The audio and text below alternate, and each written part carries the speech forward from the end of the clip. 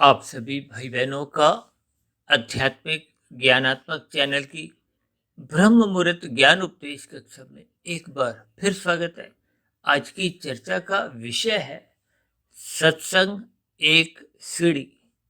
क्योंकि सत्संग शब्द को सीढ़ी के साथ जोड़कर इसलिए हमने सीढ़ी को देखिए एक सफेद रंग से दर्शाया।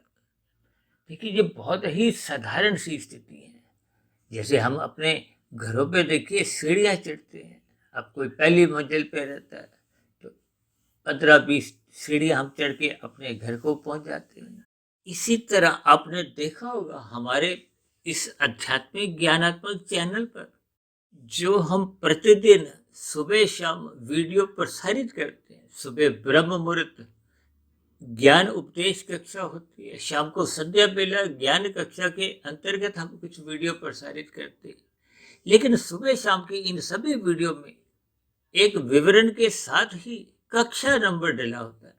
क्योंकि हमने देखिए 27 अप्रैल 2019 को आरंभ किया था, तो उसकी हमारी कक्षा नंबर था 001।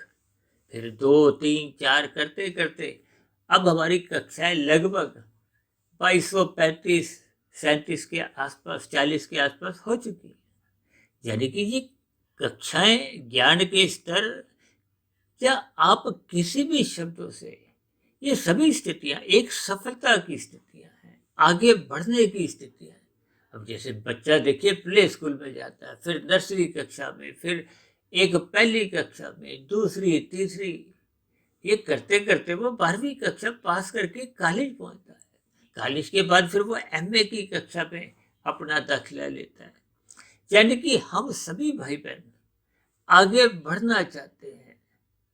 अक्सर एक साधारण मनुष्य बार बार अपने जीवन में एक सफलता की सीढ़ियां चढ़ना चाहता है। किस लिए? क्योंकि मनुष्य अधिक से अधिक संसारी सुख भोगना चाहता है। देखिए संसारी सुख क्या है? ये माया के गंध, रस, रूप, स्पर्श और शब्द, इन 5 भोग्य विषयों का ही मनुष्य अधिक से अधिक सुख चाहता है। और अक्सर हम इन भोग्य विषयों के सुखों को साधारण 5 शब्द एस से जोड़ते हैं। सुख, सुविधा, स्वाद, सम्मान, सत्ता। देखिए ये एक सरल शब्द है और ये सारे के सारे ही एस से आरंभ होते हैं। हालांकि इन 5 एसों से संबंधित भी हमने कुछ समय समय पे वीडियो प्रसारित की है। देखिए हमारी कोशिश होती है कि शास्त्रों की सैद्धांतिक बातें आपको में क्रमबद्ध तरीके से समझ में आती है। क्योंकि आज मनुष्य देखिए इस आध्यात्मिक ज्ञान की और कोई विशेष जानने की जिज्ञासा नहीं होती। देखिए जानना एक अलग बात है, जिज्ञासा रखना एक अलग स्थिति है। आज मनुष्य की अधिक से अधिक विषय भोगों में एक उत्सुकता बनी रहती है। देखिए जिज्ञासा शब्द ज्ञान से संबंध रखता है। शास्त्रों में तो कहीं कहीं ऐसा भी पढ़ने में आया है कि मनुष्य योनि पाकर हम सभी भाई बहनों को ब्रह्म जिज्ञासा रखनी चाहिए। ब्रह्म जिज्ञासा रखने के साथ ही आपके भरी जो मनुष्य जीवन एक सार्थक दिशा लेने लगता है, आध्यात्मिक उन्नति के दरवाजे खुलने लगता है। और जिसको साधारण शब्दों में हम बार बार कहते रहते हैं, सत्संग करो, सत्संग करो। और ये सत्संग की स्थितियों का अभिप्राय क्या है कि सत्य का संग करो, सत्य गुण का संग करो। हालांकि देखिए सत्य के मामले में ये तमोगुण और रजोगुण भी नित्य तत्व है, ये भी सत्य है, इनका भी कोई कारण नहीं है। लेकिन यहाँ भावार्थ रूप में बात समझने की है कि सत्य गुण का संग करो। क्योंकि तमोगुण से अच्छा गुण रजोगुण है, रजोगुण से अच्छा गुण सत्वगुण है। और सत्वगुण का संग इसीलिए बार बार कहा जाता है कि सत्संग करो, सत्संग करो। अब मनुष्य जोनि तो अपना सत्वगुण बढ़ाने के लिए ही मिली है। अन्यथा एक साधारण मनुष्य की तो देखिए विषय भोगों में रुचि बने ही रहती है। ये विषय भोग क्या है? गंध, रस, रूप, स्पर्श और शब्द, ये विषय भोगों की स्थितियां देखिए संसारी आकर्षण है। ये संसारी आकर्षणों का अभिप्राय क्या है? ये 5 भोग्य विषयों की जो एक स्थिति है, इनको मनुष्य अधिक से अधिक भोगना चाहता है।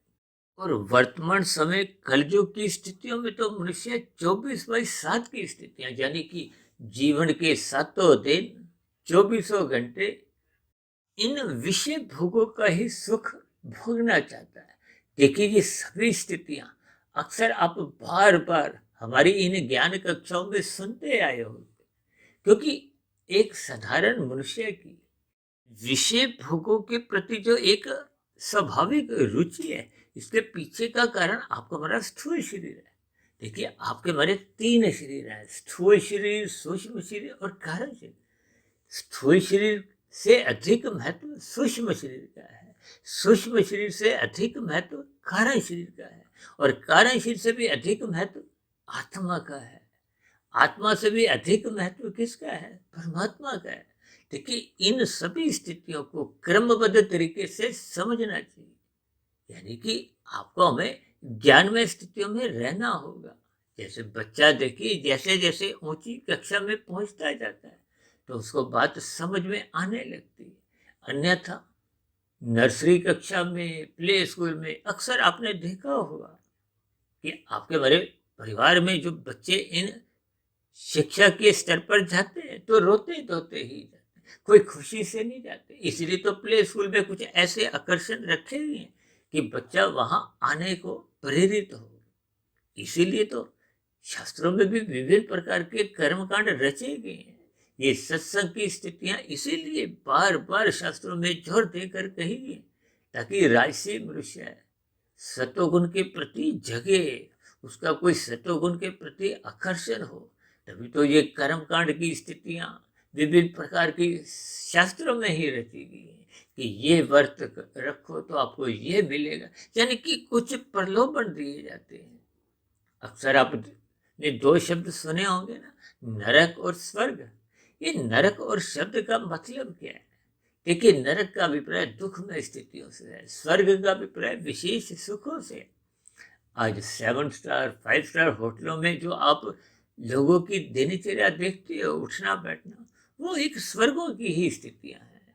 किसी झुग्गी झोपड़ी में फुटपाथ पर जो आप स्थितियां देखते हो, ये सभी स्थितियां नरक की ही स्थितियां हैं, क्योंकि इन सभी स्थितियों में देखिए दुख बने रहते हैं। ये दुख बने रहने का अभिप्राय क्या है? कि मनुष्य को इन सभी स्थितियों में एक पीड़ा होती है। देखिए, दुख तो आप और हम कोई भी नहीं चाहता, पशु भी नहीं चाहता, पक्षी भी नहीं चाहता, एक कीड़ा मकोड़ा भी नहीं चाहता।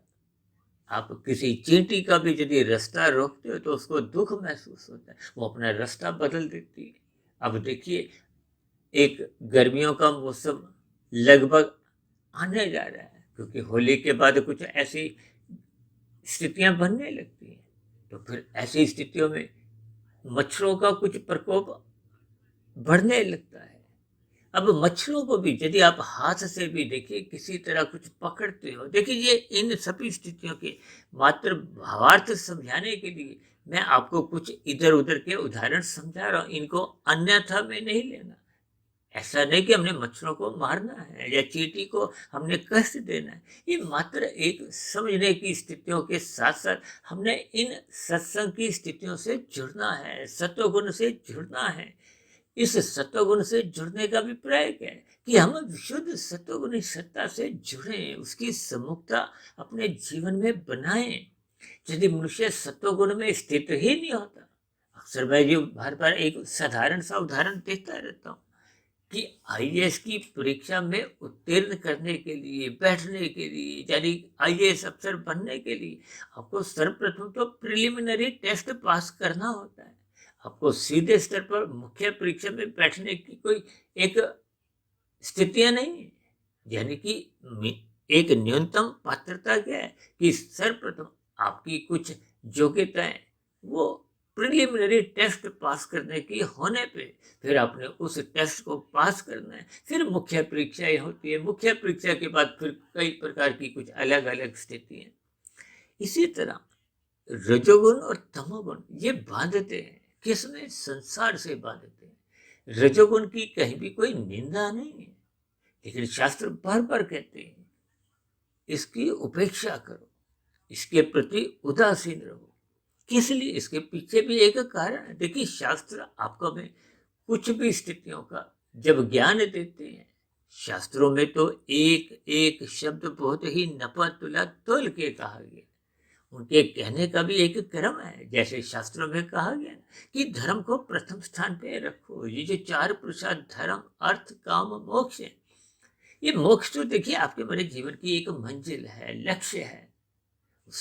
उससे पहले की जो एक स्थितियां हैं, धर्म को सतोगुण से जोड़ा जाता है, अर्थ को तमोगुण से जोड़ा जाता है, और कामना को काम को ये रजोगुण से जोड़ा जाता है। ये पांच भोग्य विषय ये आपके हमारी कामनाएं हैं। कामना में देखिए ये पांच अलग अलग स्थिति हैं, गंध रस रूप स्पर्श और शब्द।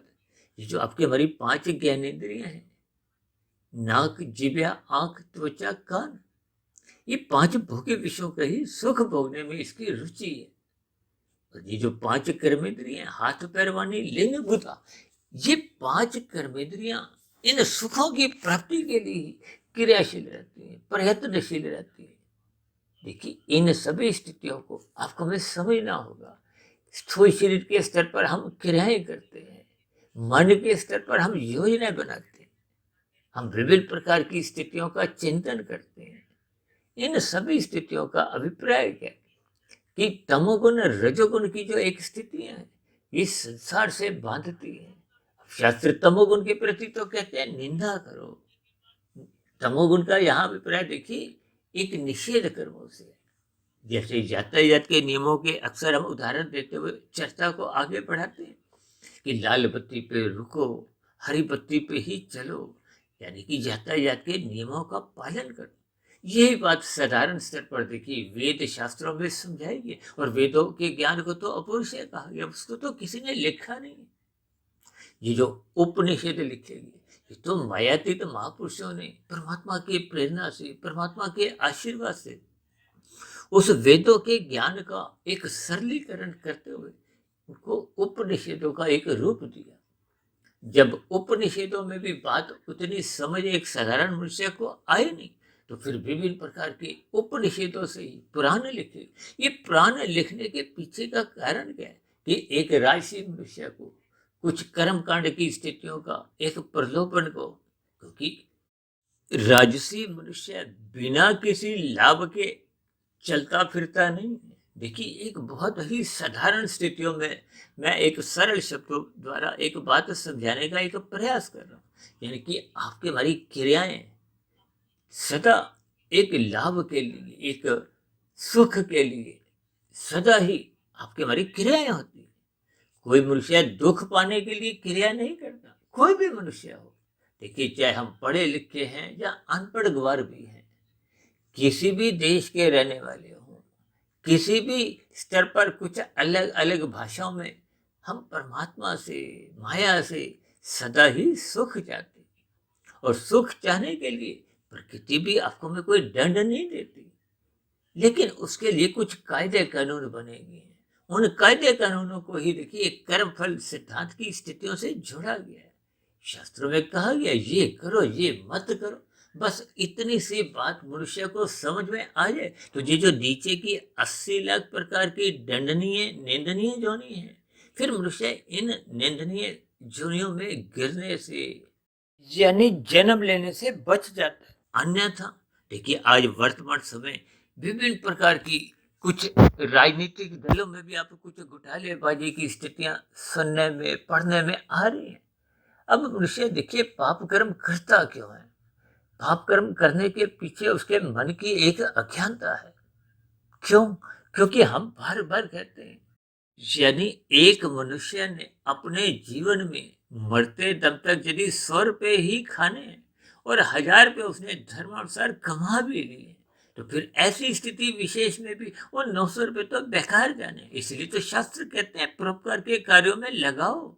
ये परोपकार के कार्यों में फिर वो परोपकार के कार्यों में हम जो भी धन या सेवा या कुछ भी लगाते हैं वो लौट के आपको हमें ही मिलता है। ये एक सात्विक कर्म है।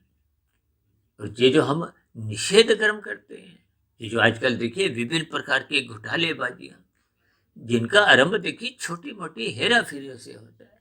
हेरा फेरी कहो, चलाकियां कहो, ये जैसे भागवत पुराण में देखिए 5 निंदनीय स्थानों की चर्चाएं आती हैं। दूध कीड़ा, मद्यपान, स्त्री संग, हिंसा और अनीतिगत कार्यों से कमाया गया धन। अब अनीतिगत कार्यों से कमाए गए धन का मतलब क्या है? अब ये जो हम कहते हैं ना, राजनीतिक दल, ये नीति का अभिप्राय क्या है कि जिससे शास्त्र विरुद्ध कोई हम कार्य नहीं करें। नीति के अंतर्गत आपने सुना होगा ना, भारत में एक नीति आयोग बना हुआ है। उस नीति आयोग का क्या लक्ष्य होता है कि ऐसी ऐसी कार्य सरकार द्वारा हों, ऐसी ऐसी नीतियां बने सरकार द्वारा, जिससे समाज के सभी वर्गों का कल्याण हो, सभी को सुखमय स्थितियां मिले, किसी के साथ अन्याय नहीं हो। यानी कि राजनीति में ये शब्द, यानी कि राज करना है नीति के अंतर्गत, कानून के अंतर्गत। अब कोई भी कानून ऐसा नहीं बनाया गया कि जिससे एक साधारण मनुष्य को दुख हो। देखिए, इन सभी स्थितियों के पीछे आपको में अर्थ समझने चाहिए। इसलिए तो हम बार बार कहते रहते हैं कि शास्त्रों को पढ़ो, शब्दों को समझो। और जो मनुष्य शब्दों से आगे उसके अर्थ नहीं समझता, तो फिर वो शब्दों तक ही, यानी कि शब्द क्या है? देखिए, पढ़ने का विषय है या सुनने का विषय है। सुनते किससे हैं? कानों से। पढ़ते किससे हैं? आंखों द्वारा। ये स्थूल शरीर की स्थिति है। फिर इनके ऊपर आपको अभी चिंतन करना चाहिए, मनन करना चाहिए। ये मनन चिंतन मन की स्थिति है, बुद्धि की स्थिति है, यानी कि सूक्ष्म शरीर की स्थिति है। इसका अभिप्राय क्या है? स्थूल शरीर से अधिक महत्व सूक्ष्म शरीर का है। क्योंकि मन बुद्धि के स्तर पर जब हम चिंतन करते हैं, मनन करते हैं, तो फिर धीरे धीरे धीरे धीरे इस कार्य जगत की, इस माया की, परमात्मा की, आत्मा, ये सब स्थितियों का धीरे धीरे बोध होने लगता है। और हम तो इस आध्यात्मिक ज्ञानात्मक चैनल से आरंभ से आज तक ही प्रकृति के 3 गुणों की चर्चाएं करते आ रहे हैं। कुछ लोग इसको हल्के में भी लेते हैं कि आप तो प्रतिदिन ही देखिए इन तमोगुण, रजोगुण, सतोगुण के ऊपर ही बोलते रहते हो। अब बात हमें समझ में आ गई कि ये बहुत ही सूक्ष्म स्थितियां होते हुए भी जब भगवान श्री कृष्ण जी ने गीता में ही कहा है कि इन 3 गुणों का, यानी कि तमोगुण, रजोगुण और सतोगुण की स्थितियों का जो ज्ञान है, ये बहुत ही गूढ़तम ज्ञान है। ये एक शब्द में, एक दिन में या एक जन्म में समझ नहीं आता। देखिए, ये बहुत ही गहरे तल पे आपको में भावार्थ समझने होते हैं। इन 3 गुणों से ही तो आपके बड़े 3 शरीर बने हैं, स्थूल शरीर, सूक्ष्म शरीर, कारण शरीर। ये जन्म मरण की स्थितियां, 84 लाख प्रकार की जो एक जोनियां हैं, ये स्थूल शरीर से संबंध रखती है। जबकि माता के गर्भ में आपका हमारा सूक्ष्म शरीर, कारण शरीर बनता नहीं, ये तो पहले के ही प्रवेश करते हैं। किसके साथ? आत्मा के साथ। और आत्मा और परमात्मा ये एक सजातीय स्थिति है, चेतन तत्व है। देखिए, चेतन तत्व द्वारा ही भौतिक प्रकृति में एक क्रियाशीलता बनती है, उसमें क्रियाशीलता लाई जाती है। अब जैसे ये जो माया है, देखिए मेरे इस आध्यात्मिक ज्ञानात्मक चैनल में आपने बार बार 3 शब्द की एक स्थितियां सुनी होंगी, सत्य, चित्त, आनंद, जिसको हम सच्चिदानंद शब्द से जोड़कर समझाते हैं। परमात्मा के लिए सच्चिदानंद कहा गया है, आपके हमारे लिए नहीं। हमारे लिए सत्य चित्त कहा गया, यानी कि हम आनंद स्वरूप नहीं, आत्मा केवल ज्ञान स्वरूप है। और ज्ञान भी तभी रहता है जब हम सत्संग करते हैं, ये सत्संग की सीढ़ियां चढ़ते हैं। यदि मनुष्य जीवन पाकर हम सत्संग नहीं करते, तो फिर आपका हमारा मिला हुआ जीवन कहाँ जाता है? रजोगुण और तमोगुण की स्थितियों में। और तमोगुण और रजोगुण की स्थितियों को बंधनदायक कहा गया है। देखिए, रजोगुण में मनुष्य बंधता जाता है यदि वो सतोगुण की लगाम द्वारा रजोगुण को नियंत्रण में नहीं रखता, जिसका उपदेश स्वयं भगवान श्री कृष्ण जी ने गीता में अर्जुन के रथ के 5 घोड़ों की स्थितियों को उन 5 भोग्य विषयों से ही दर्शाया है, 5 ज्ञानेंद्रियों से ही दर्शाया है, 5 कर्मेंद्रियों से ही दर्शाया है। यानी कि ये 5 ज्ञानेंद्रियां, 5 कर्मेंद्रियां, 5 भोग्य विषय, ये सब स्थितियां स्थूल शरीर से संबंध रखती है। क्योंकि स्थूल शरीर के स्तर पर हम अधिक से अधिक भोग विषयों का सुख लेना चाहते हैं। इसके पीछे का भी कारण क्या है कि आपका हमारा जो एक स्थूल शरीर का निर्माण माता के गर्भ में होता है, उसके पीछे का कारण ये 5 भोग्य विषय हैं: गंध, रस, रूप, स्पर्श और शब्द। देखिए, इन स्थितियों को आपने ज्ञान पूर्वक समझना है। ये प्रकृति की एक व्यवस्था है। यदि हम इन सभी स्थितियों में भोग दृष्टि डालते हैं तो फिर मनुष्य में भटकाव की स्थितियां आती हैं। भटकाव की स्थितियां आने का अभिप्राय क्या है कि मनुष्य फिर रजोगुण से तमोगुण में गिरने लगता है। देखिए, तमोगुण में गिरने का अभिप्राय क्या है? मोहात्मक स्थितियां हैं। अक्सर हम बार बार कहते रहते हैं रात को जल्दी सो जाओ, क्योंकि मनात्मक स्थितियां आपका हमारा पतन करती हैं, आपको हमें ब्रह्म मुहूर्त में उठने नहीं देती। ये मनात्मक स्थितियां ही मनुष्य को सत्संग करने से रोकती है। देखिए, राशि मनुष्य तो फिर भी सत्संग करते हुए दिखाई देते हैं, भले ही उनका श्रद्धापूर्वक सत्संग होता नहीं, इसलिए वो सत्संग की सीढ़ियां कहो, वो क्रमबद्ध तरीके से चढ़ नहीं पाते। अक्सर एक राशि मनुष्य मरते दम तक वो नर्सरी कक्षा में ही अपना जीवन बिताता है। हालांकि ये नर्सरी कक्षा भी देखिए, कोई इसकी निंदा शास्त्रों में नहीं की गई। यानी कि यदि हम श्रद्धापूर्वक सत्संग नहीं करते, बेमन से भी करते, बस बेमन से किए गए सत्संग का इतना ही नुकसान है कि आगे की आध्यात्मिक यात्रा के वो दरवाजे खुलते नहीं। क्योंकि जब हम श्रद्धापूर्वक सत्संग ही नहीं करते तो फिर हम चिंतन मनन की स्थितियों में तो पहुंच नहीं सकते। यानी कि आपका बड़ा अंतःकरण शुद्ध नहीं हो पाता। और जब तक मन बुद्धि, यानी कि जब तक सूक्ष्म शरीर ही पवित्र नहीं होता तो फिर कार्य शरीर की स्थितियां तो दूर की है। इसका अभिप्राय क्या है? देखिए, तमोगुण 1 की स्थिति है, रजोगुण 10 की स्थिति है, सतोगुण 100 की स्थिति है। यदि मनुष्य देखिए 10 पे ही नहीं पहुंचा, यानी कि जब तक मनुष्य नर्सरी कक्षा में ही है, वो भी 10वीं कक्षा ही उसने पास नहीं की, तो फिर कॉलेज का एडमिशन लेने का तो उसको कोई एक स्थितियां बन नहीं सकती। जब कॉलेज में ही नहीं गया तो फिर आगे की जो और उच्च स्तर की परीक्षा है, पढ़ाई है, वो वहां तक पहुंच नहीं पाता। इनके अभिप्राय आप भावार्थ समझिए। यानी जब तक हम श्रद्धापूर्वक सत्संग नहीं करते तो फिर हम मनन की स्थितियों में पहुंच नहीं सकते। तो फिर मनन नहीं होता तो फिर ये कारण शरीर में जो पहले के बुरे संस्कार बने हुए थे वो यथा स्थिति में बने रहते हैं, उनमें कोई सुधार नहीं आता। यानी कि ऊपरी ऊपरी स्तर पर, स्थूल शरीर के स्तर पर कुछ मर्यादाओं में मनुष्य टिका रहता है। धर्म की स्थितियां कुछ कुछ बनने लगती है। मैं तो बार बार कहता रहता हूँ, सत्संग करो, सत्संग करो, क्योंकि ये कुछ कुछ सही सही स्थितियां भी मनुष्य को तमोगुण में गिरने से बचाती है। इसलिए तो शास्त्र बार बार जोर देकर कहते हैं कि जो मनुष्य सत्संग नहीं करता तो फिर ऐसे मनुष्य में ये रजोगुण और तमोगुण ये प्रधान स्थितियों में आने लगते हैं। तो फिर पशु वृत्तियां आपके हमारे जीवन में पनपने लगती हैं। पनपते पनपते ये आपके हमारे व्यवहार में पशु वृत्तियां फिर नाचने लगती है, पाप कर्म करवाने लगती है। इसलिए तो बार बार कहा गया है कि रजोगुण को सतोगुण की लगाम से नियंत्रण में रखो। यही उपदेश भगवान श्री कृष्ण जी ने गीता में अर्जुन के रथ के घोड़ों की जो लगाम उन्होंने अपने हाथ में ही रख ली है, ताकि ये घोड़े मर्यादित रहे। यही मर्यादा का ज्ञान उपदेश प्रभु श्री राम जी ने त्रेता युग में राम अवतार में विभिन्न स्थितियां, विभिन्न कर्मों की एक कर्तव्य कर्मों की स्थितियां समझाई। और इसी को ही धर्म से जोड़ते हुए, धर्म का अभिप्राय देखिए सतोगुण की स्थिति से है, ताकि आपका हमारा धन यानी कि अर्थ बिगड़े नहीं। आज बिगड़ा हुआ अर्थ ही तो मनुष्य से पाप कर्म करवाता है। अभी मैंने कहा था ना कि मनुष्य ने खाने 100 रुपये, 1000 रुपये उसने धर्मानुसार कमा भी लिए, फिर भी मनुष्य अज्ञानतावश देखा देखी में लाखों करोड़ों के घोटाले करता है, हेरा फेरी करता है।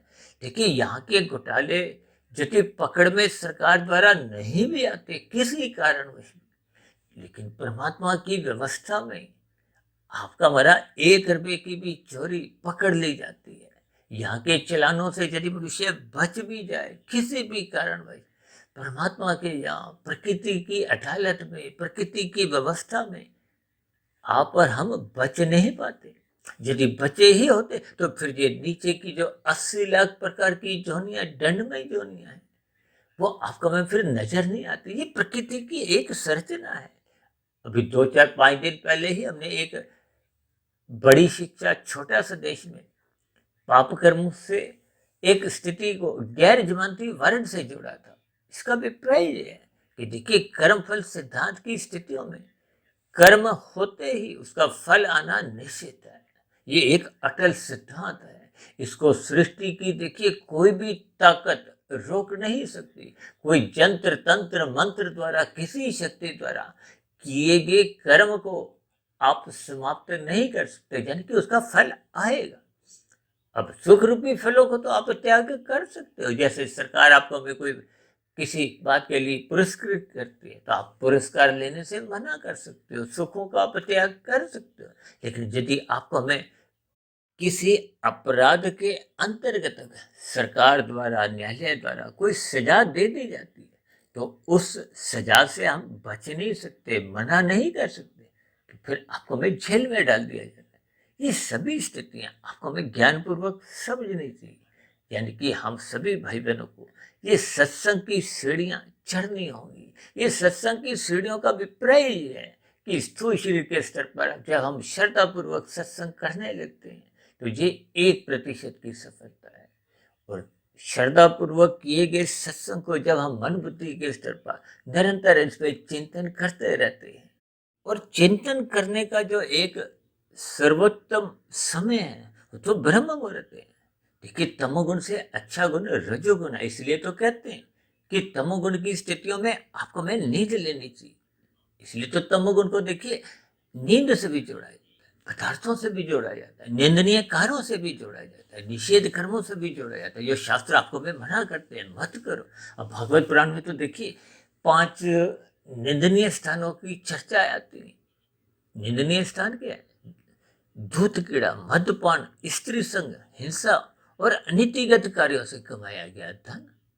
इन निंदनीय स्थानों का संग होने मात्र से मनुष्य से सहज ही पाप कर्म होने लगते हैं।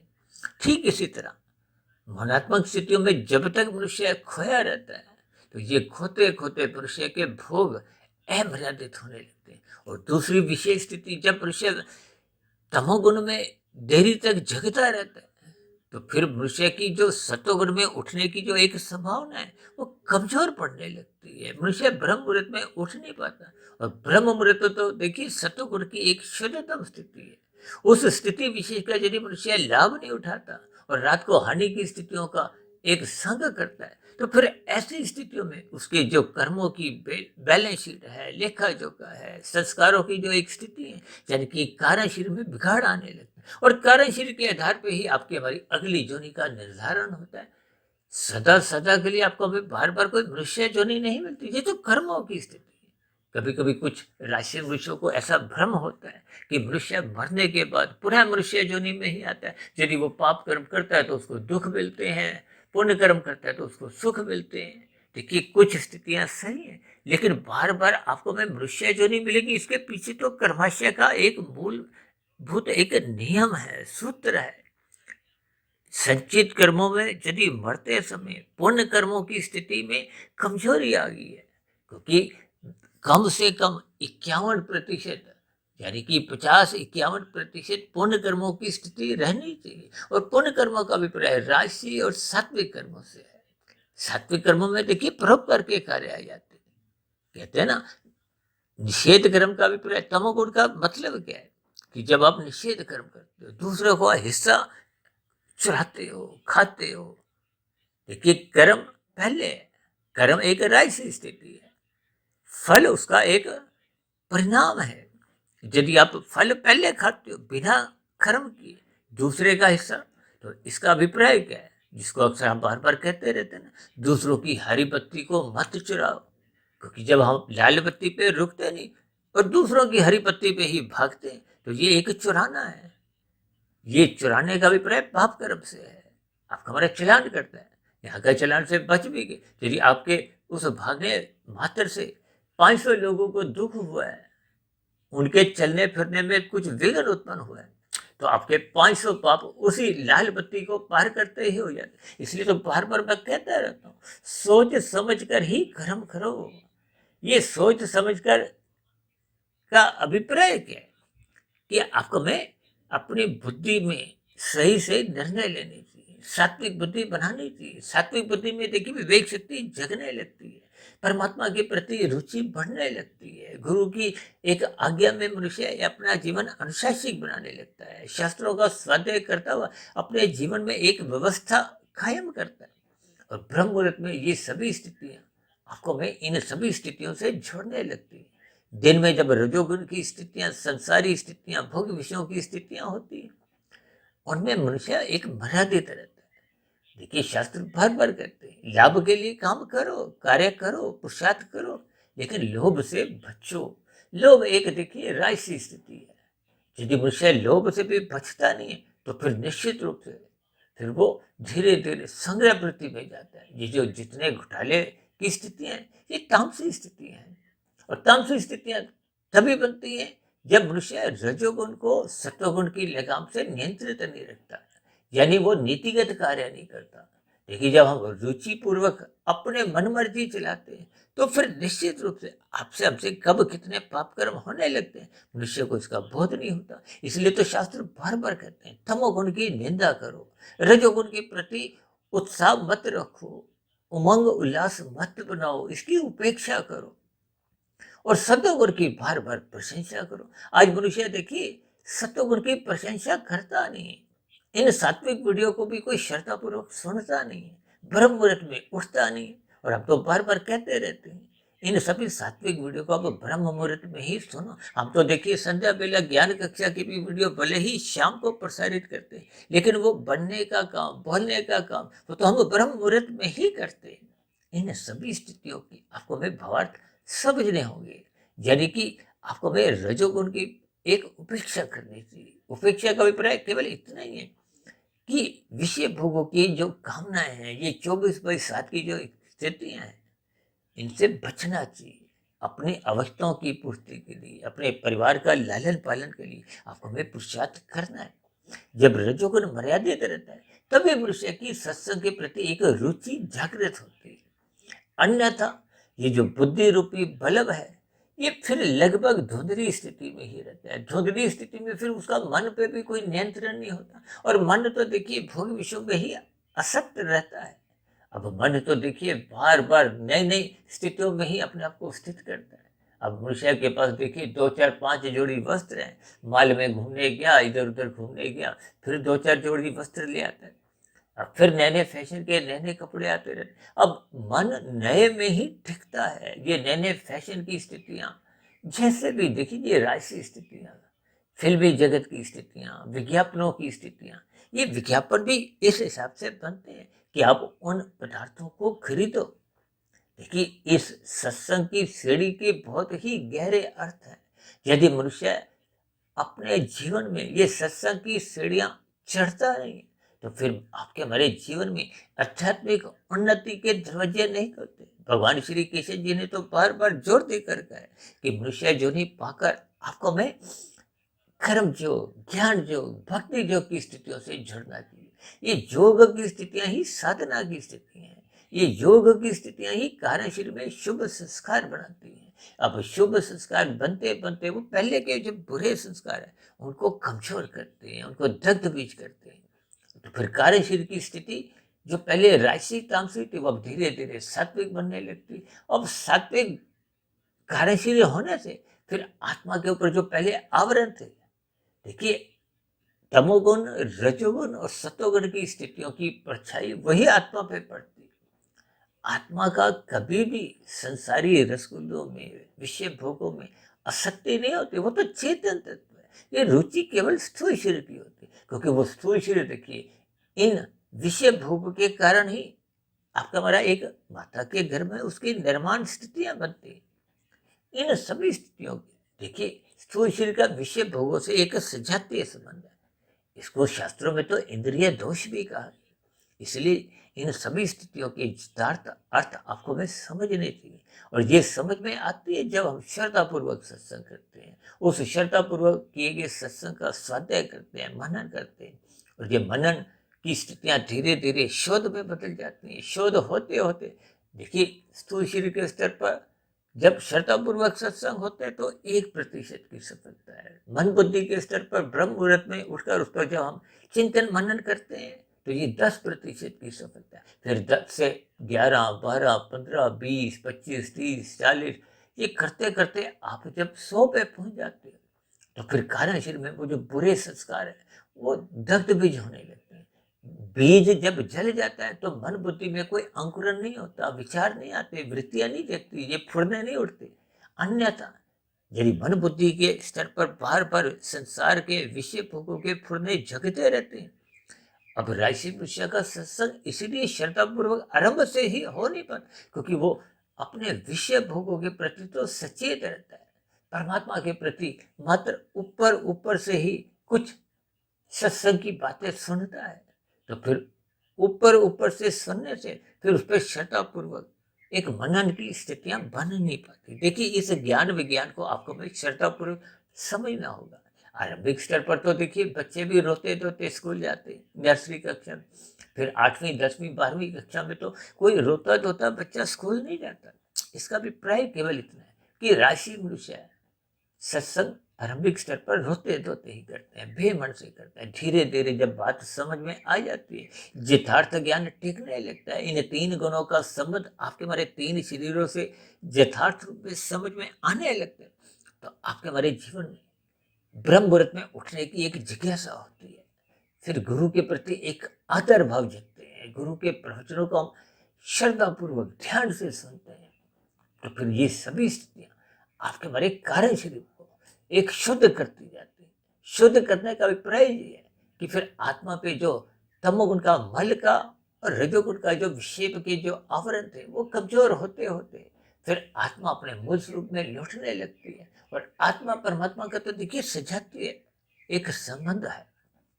इस संबंध को ज्ञान पूर्वक समझना चाहिए। यानी कि जब हम परमात्मा से सम्मुख होते हैं, परमात्मा तो सच्चिदानंद है, आनंद स्वरूप है। आनंद के जब हम सम्मुख होते हैं तो आपका हमारा ज्ञान नित्य बना रहता है, आपका हमारा ज्ञान आवरित नहीं होता, हम अज्ञानता में नहीं आते।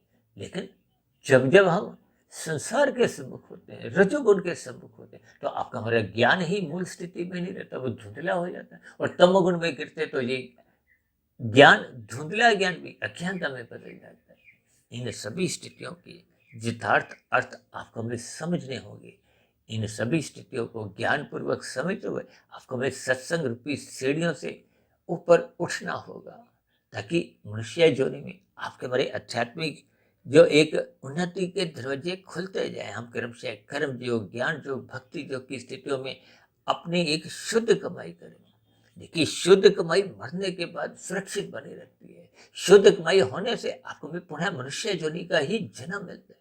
यदि हम रजोगुण में ही रहते हैं और सतोगुण की लगाम ढीली ढाली कर देते हैं तो फिर जी अर्थ और काम बिगड़ने लगते हैं। तो फिर ऐसी स्थितियों में मनुष्य कब कितने पाप कर्म करने लगता है, मनुष्य को इसका बोध नहीं रहता। तो फिर संचित कर्मों का क्रमशः बिगड़ने लगता है। ये बिगड़ा हुआ कर्माशय यानी कि पुण्य कर्म कम रह जाते हैं, पाप कर्म 60%, 70%, 80%, 90%। तो फिर क्रमशः नीचे की जोनियों में वो जो अतिरिक्त पाप कर्म है, अब किसी के देखिए 20% पुण्य कर्म है, पाप कर्म 80% है, तो जो बीच का अंतर 60% का है वो नीचे की जोनियों में 1 जोनी, 10 जोनी, 1000, लाख, करोड़, खरब, जब तक वो घट घट के पाप कर्म 20% पर नहीं पहुंचेंगे तब तक आपकी हमारी वो मनुष्य जोनि पाने की फिर वो पात्रता बन नहीं पाती।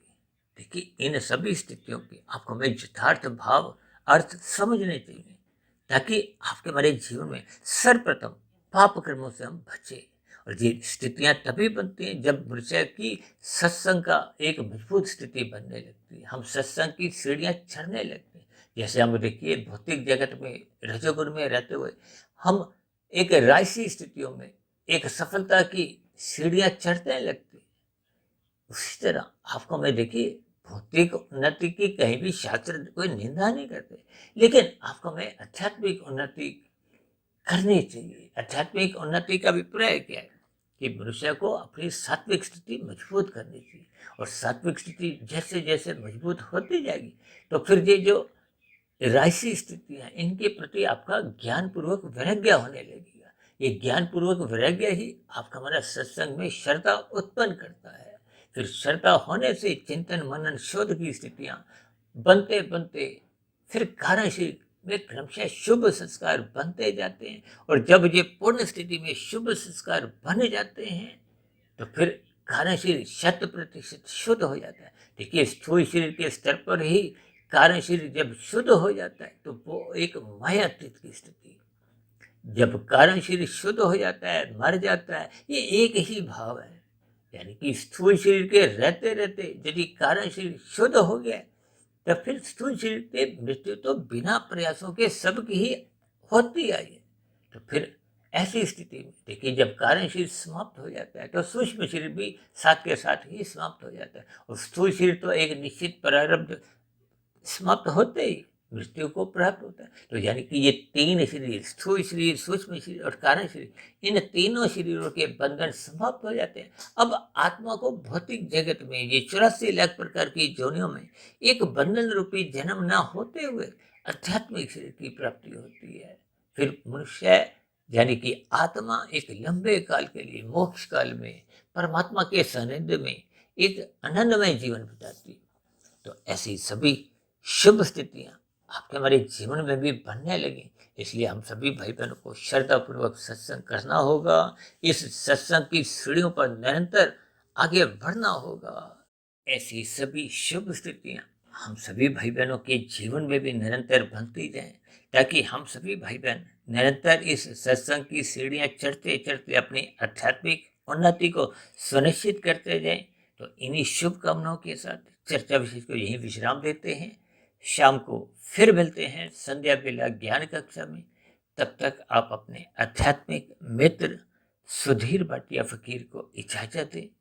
फिर भी आज की वीडियो संबंधित आपके मन में किसी प्रकार का कोई प्रश्न उठ रहा हो, कोई मेरी कही गई बातें आपको तर्क संगत सही नहीं लगती हो, कहे गए शब्दों पर आपको किसी प्रकार की कोई आपत्ति हो, शिकायत हो, तो आपके प्रश्नों का, सुझावों का और शिकायतों का नीचे दिए गए कमेंट्स बॉक्स पर सदा ही स्वागत है। इस चर्चा विशेष को ध्यानपूर्वक, श्रद्धापूर्वक सुनने के लिए आप सभी भाई बहनों का बहुत बहुत धन्यवाद।